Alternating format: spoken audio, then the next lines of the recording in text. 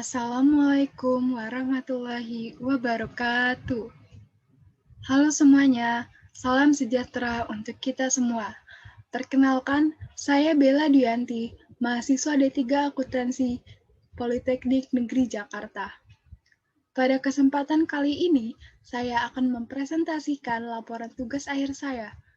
Namun, sebelum itu saya ingin mengucapkan terima kasih kepada Bapak Ridwan Zulpiaga selaku dosen pembimbing 1 dan Bapak Hafidudin selaku dosen pembimbing 2.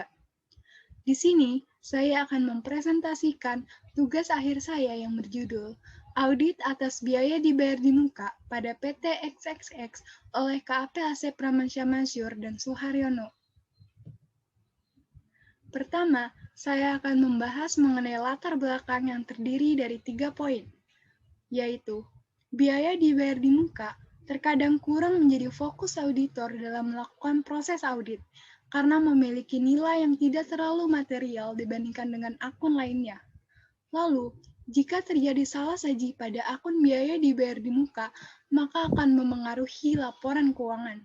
Salah saji yang paling sering terjadi yaitu kesalahan alokasi yang disebabkan adanya kesalahan dalam perlakuan dan juga pengklasifikasian.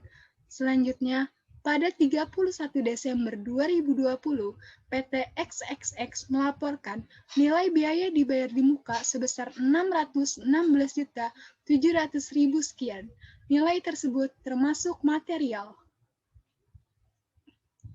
Selanjutnya, terdapat tujuan penulisan, yaitu pertama, untuk mendeskripsikan gambaran umum biaya dibayar di muka. Kedua, menjelaskan perencanaan audit atas biaya dibayar di muka oleh KAP-AMS. Yang ketiga, menjelaskan pelaksanaan audit biaya dibayar di muka oleh KAP-AMS. Dan yang keempat, menjelaskan hasil audit biaya dibayar di muka oleh KAP-AMS. Selanjutnya, terdapat tinjauan pustaka yang terdiri dari pengertian audit dan pengertian biaya dibayar di muka. Menurut Sukrisno Agus, audit adalah suatu pemeriksaan yang dilakukan secara kritis dan sistematis oleh pihak yang independen terhadap laporan keuangan yang telah disusun oleh manajemen, beserta catatan-catatan pembukuan dan bukti-bukti pendukung lainnya, dengan tujuan untuk memberikan pendapat mengenai kewajaran laporan keuangan. Lalu selanjutnya terdapat pengertian biaya dibayar di muka menurut PSAK nomor 9. Biaya dibayar di muka dimaksudkan sebagai biaya yang telah terjadi, yang manfaatnya akan digunakan di masa yang akan datang dalam jangka waktu yang sudah ditentukan. Biaya dibayar di muka ini diklasifikasikan sebagai aktiva lancang. Selanjutnya terdapat profil KAP dan juga klien. KAP Asep Pramansyah Mansyur dan Suharyono merupakan perusahaan jasa profesional di bidang jasa asuransi, jasa akuntansi, dan kompilasi, serta perpajakan. KAP ini berkolaborasi dan terhubung dengan IECnet Global Networks. KAP ini telah berdiri sejak Juli 2004, yang terletak di Jalan Tebet Timur, nomor 99, Jakarta Selatan. Lalu terdapat klien yaitu PT XXX. PT XXX merupakan perusahaan jasa reasuransi yang menyediakan layanan treaty, fakultatif, trade and financial, dan retakavel. Perusahaan ini merupakan grup dari PT XXX & Co Singapore. Perusahaan ini telah berdiri sejak September 2011 yang terletak di Jalan Fahrudin Raya nomor 5. Selanjutnya, ada beberapa pembahasan yang akan dibahas lebih lanjut, yaitu mengenai perencanaan audit, pelaksanaan audit, dan juga hasil audit. Perencanaan audit. Dalam perencanaan audit terdiri dari 7 tahapan. Yang pertama, penerimaan perikatan audit. Yang kedua, penunjukan penugasan audit. Yang ketiga, memahami bisnis klien. Dan yang keempat, memahami pengendalian internal. Lalu, yang kelima, melakukan permintaan data pada klien. Dan yang keenam, menentukan materialitas hingga membuat program audit. Selanjutnya terdapat engagement letter atau surat perikatan audit. Dalam engagement letter, umumnya itu berisi tanggung jawab manajemen atas laporan keuangan, tanggung jawab auditor, lingkup audit, batas waktu penyelesaian audit, dan juga fee audit. Selanjutnya terdapat pula penugasan audit. Penugasan audit ini terdiri dari pembuatan surat tugas dan juga pelaksanaan audit yang dilakukan oleh 3 orang, yaitu AAA sebagai supervisor, DT sebagai senior auditor, dan BDY sebagai junior auditor. Selanjutnya terdapat pemahaman tentang bisnis klien.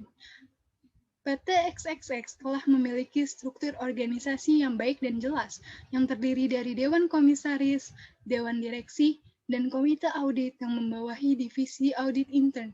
Kemudian, perhitungan amortisasi biaya dibayar di muka. PT XXX menggunakan metode garis lurus. Selanjutnya, memahami pengendalian internal. KP ARMS mendapatkan informasi dari klien terkait. Pertama, pengelolaan kelengkapan, ketepatan, dan otorisasi transaksi.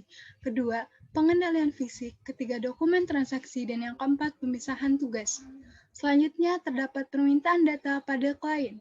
Data yang diperlukan oleh KP ARMS meliputi daftar rincian aset lain-lain yang berisi data jenis aset lain-lain, lalu tanggal perolehan atau terjadinya transaksi, lalu sifat dan karakteristik aset lain-lain dan yang terakhir, perhitungan amortisasi aset lain-lain.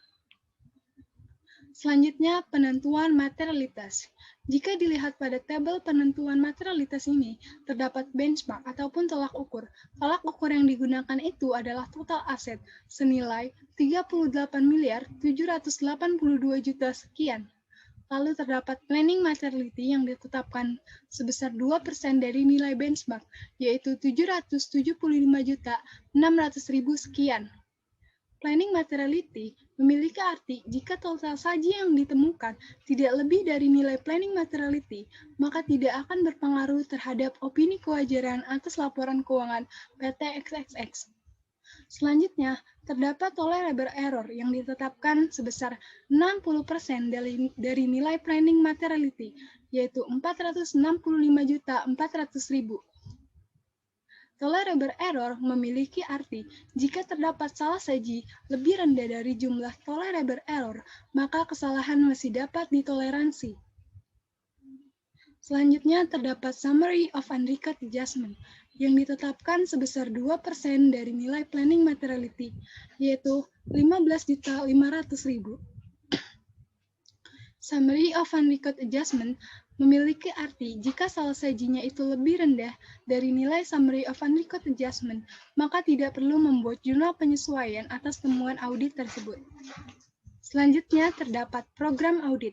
Program audit ini terdiri dari tujuan dan juga prosedur audit. Tujuan audit terdiri dari 4, yaitu yang pertama, untuk memastikan apakah sudah terdapat internal kontrol yang baik oleh PT XXX terhadap akun biaya dibayar di muka. Lalu yang kedua, untuk memeriksa apakah biaya dibayar di muka yang mempunyai kegunaan pada tahun berikutnya sudah diakui sebagai biaya dibayar di muka. Yang ketiga, untuk memastikan apakah biaya dibayar di muka yang mempunyai kegunaan pada tahun berjalan sudah dicatat sebagai beban pada akhir periode. Lalu yang keempat, untuk memastikan apakah terdapat kesalahan alokasi beban yang dapat memengaruhi laba PT XXX. Selanjutnya terdapat prosedur audit dan terdiri dari 5 tahapan.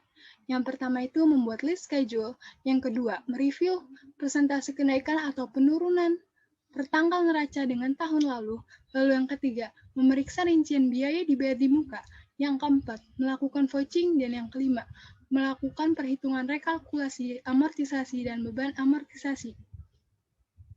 Dari prosedur tersebut didapatkan 5 asersi, yaitu asersi eksistensi, kelengkapan, penilaian, hak dan kewajiban, serta penyajian dan pengungkapan. Lalu selanjutnya terdapat pelaksanaan audit. Pelaksanaan audit ini merupakan pelaksanaan atas prosedur audit yang terdiri dari 4 tahapan, yaitu membuat list schedule, membuat prosedur analitis, membuat rekapitulasi GL dan vouching, dan membuat amortisasi. Yang pertama itu ada list schedule.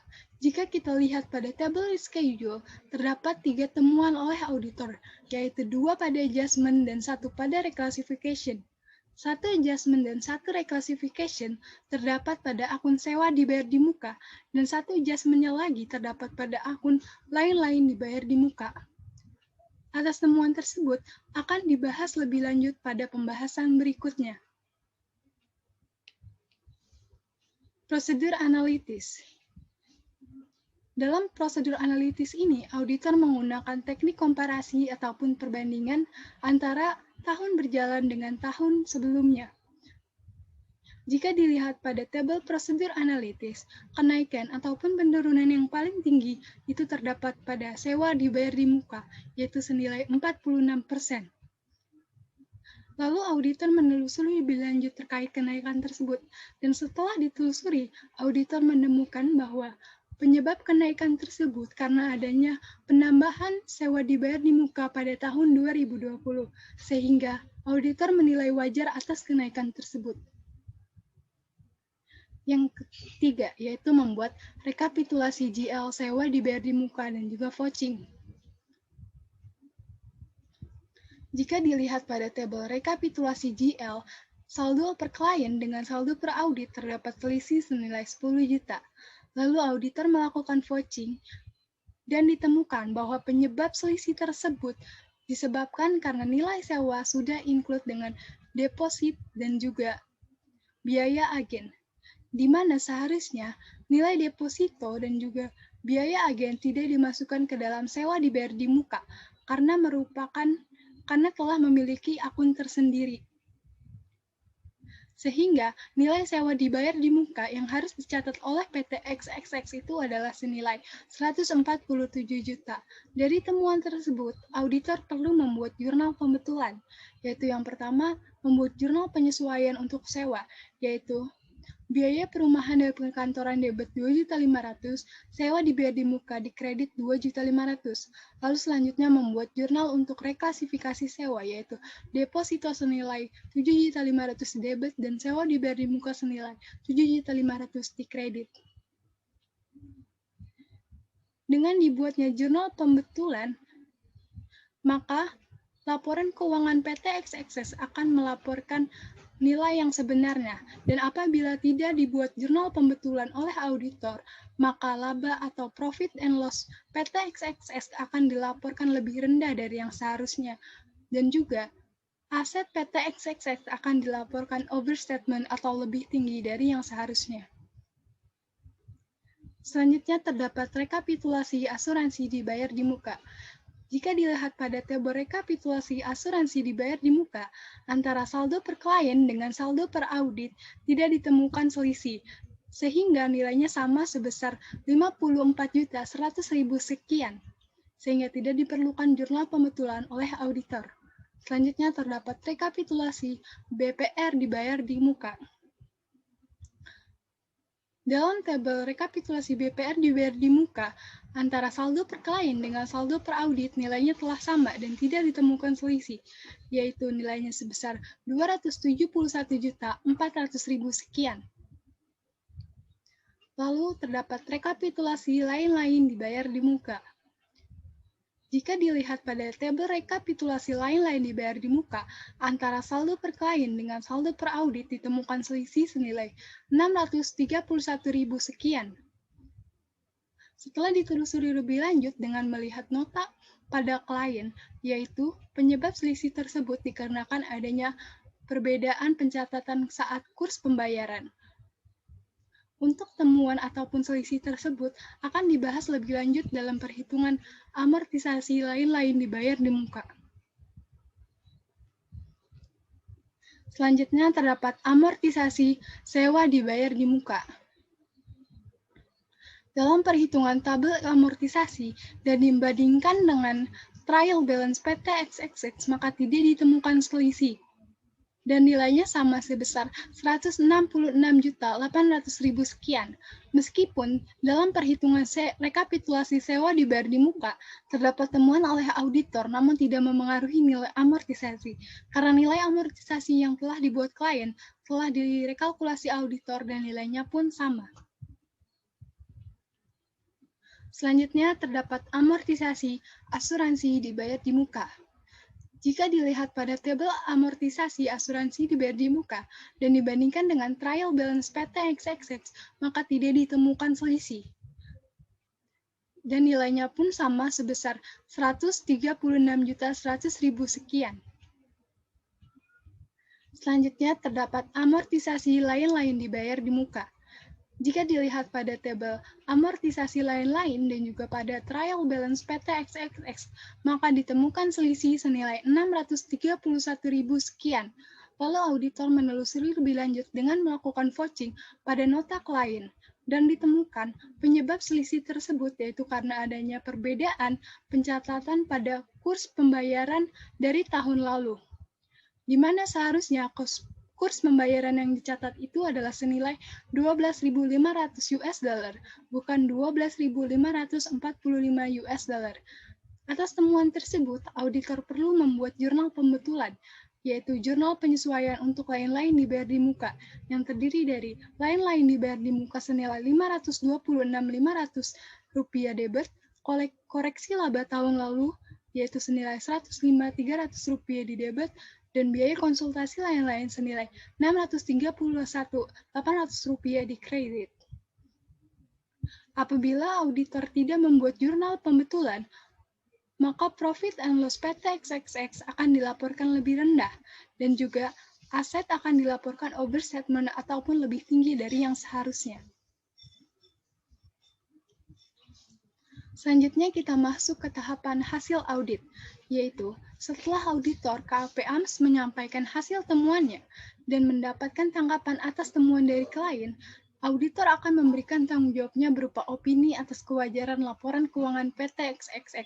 Berdasarkan pemeriksaan yang dilakukan secara menyeluruh terhadap laporan keuangan, auditor telah merasa cukup dan yakin dengan bukti audit yang telah diperoleh, sehingga bisa menyimpulkan bahwa biaya dibayar di muka pada PT XXX telah dinyatakan secara wajar dan telah sesuai dengan standar akuntansi keuangan di Indonesia. Kesimpulan yang pertama itu ada pada perencanaan. Perencanaan audit yang dibuat oleh KAP AMS terkait biaya dibayar di muka meliputi perikatan audit, penugasan audit, pengendalian internal, permintaan data kepada klien, dan penentuan materialitas hingga membuat program audit. Pelaksanaan audit. Pelaksanaan audit atas biaya dibayar di muka oleh KAP AMS merupakan pelaksanaan atas prosedur audit yang meliputi lead schedule, prosedur analitis, rekapitulasi GL dan vouching, serta amortisasi. Lalu yang terakhir terdapat hasil audit, di mana auditor berpendapat bahwa biaya dibayar di muka telah disajikan secara wajar karena sudah sesuai dengan standar akuntansi keuangan di Indonesia. Selanjutnya terdapat saran untuk KAP Asep Ramansyah Mansur dan Suharyono. Pertama, disarankan supervisor audit KAP AMS dapat memanage waktu dalam pelaksanaan audit agar tidak terjadi kelambatan dalam memberikan final report audit dan adanya kesesuaian antara waktu yang tertera dalam perikatan dengan pelaksanaan audit. Yang kedua, disarankan KAP Asep Ramansyah Mansur dan Suharyono dapat memberikan pemahaman terkait asersi kepada para junior auditor, sebab banyak auditor KAP AMS yang mengabaikan tentang hal tersebut dan kurangnya pemahaman junior auditor mengenai asersi. Sekian presentasi dari saya. Kurang lebihnya mohon maaf. Wassalamualaikum warahmatullahi wabarakatuh.